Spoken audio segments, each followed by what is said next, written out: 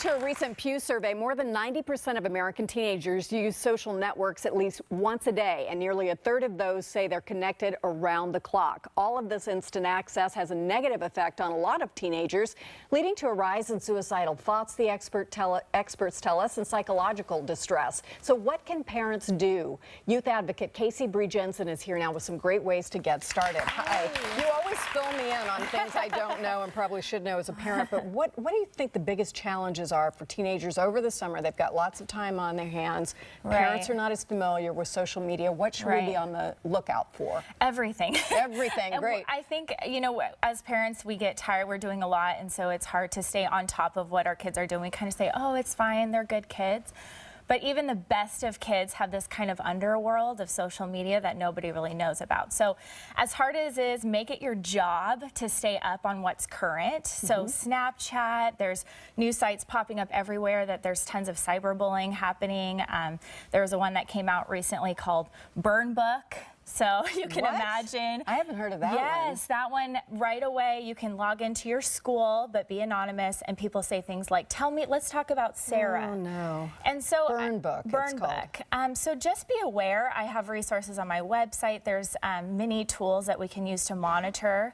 But just note, you may have an amazing kid. There are so many great kids out there, but they have these alter egos. It's very strange. It's something we are learning about that we just would never imagine that they would say things on social media or texting or in the gaming communities. So they'll create another personality in some cases, another front person, and then act. But here's the thing, it's still their name, but it's for some reason they think the screen is an allowance or like a silk screen of being able to be someone else. So yes, they still use, you know, Sarah 222, but they feel like, well, I would never say that in person, but I will text it, and the other person gets it because it's a text. But really, we need to teach our children that character goes in person and also what we're doing on our devices. Should you have your kids' passwords?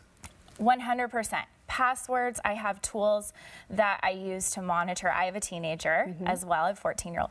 I monitor his devices through an awesome site called teensafe.com, and I get deleted text messages, his Facebook, his Instagram.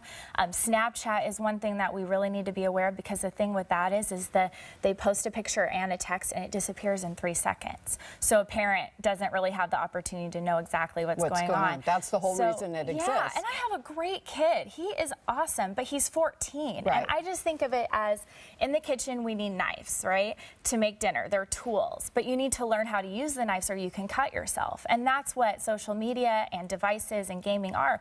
You know, they can be used as tools, but we need to educate our children so that they don't get cut and maybe even worse. Let's talk about emotional changes that parents might need to be on the lookout for. Either your child is being bullied or perhaps engaged in something that you should be concerned about. What would you watch for? Yes, I mean, a lot of times we chalk our kids up to just hormones. They're having a bad day. But if you, and that's true also. And it's true also 100%, but sometimes it's good to dive a little deeper and see maybe there was a hurtful comment on their Instagram, or somebody tweeted them like, you're ugly, you know?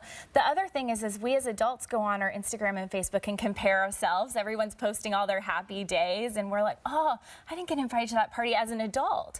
Well, imagine as a teenager seeing those pictures and people posting on purpose, like, we're hanging out with all the friends, but so-and-so wasn't invited. So those emotions are manifesting into real life. And so just be aware, if your kid's having a bad day, dive a little deeper and see if there's something going on their device that's really hurting them. We're going to post more tips about communication and monitoring from you that I really enjoy on the website so that you can read some more. Thank you.